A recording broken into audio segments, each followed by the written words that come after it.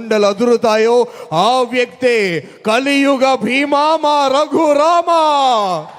RRR గా మనందరికీ సుపరిచితులు విచ్చేశారు భీముని పాత్రలో.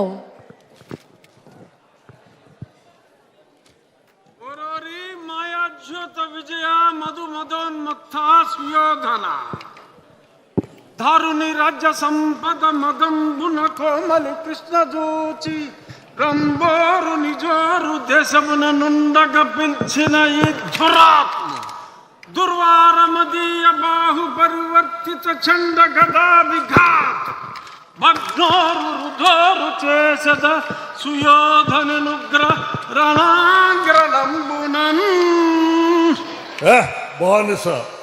బానిసలకంత అహంభావమా? నీ కనుల ముందే నీ భార్యను బలాత్కరించదా? దుశ్శాసన, ఈడ్చుకురా బంధకిని, ద్రౌపదిని ఈడ్చుకురా.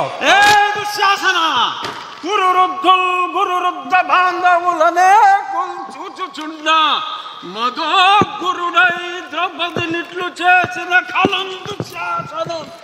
లోక భీకర లీలను వధించి తద్విపుల వక్షస్థైల రక్తముర్వీపతి చూచుచుండ అని ఆస్వాదించదన్ జాగృతి. ఇంకొక మాట,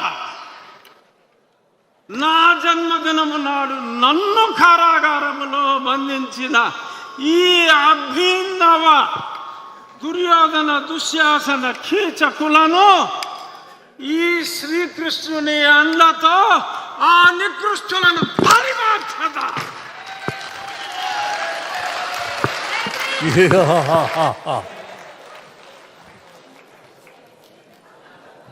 అన్యాయం జరిగిన చోట భీముడు ఏమాత్రం ఒప్పుకోడు.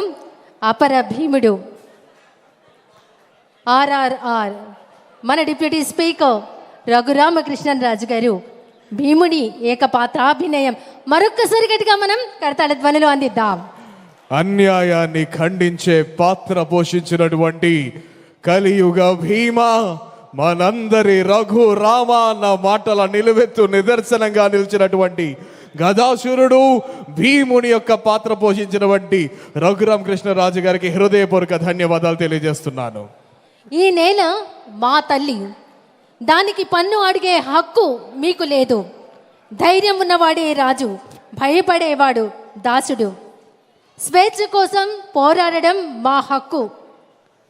ఈ మాటలు వినగానే మనందరికీ తెలుసు ఆ పాత్ర మన కళ్ళ ముందు మెదులుతుంది. ఆ పాత్రతో మన ముందుకి రాబోతున్నారు. ఇంతకీ ఆ పాత్ర ఎందుకు కట్టాలు రసిస్తూ నారు పోసావా, నీరు పెట్టావా, కోత కోసావా, కుప్ప నూర్చావా అంటూ వస్తున్నాడు.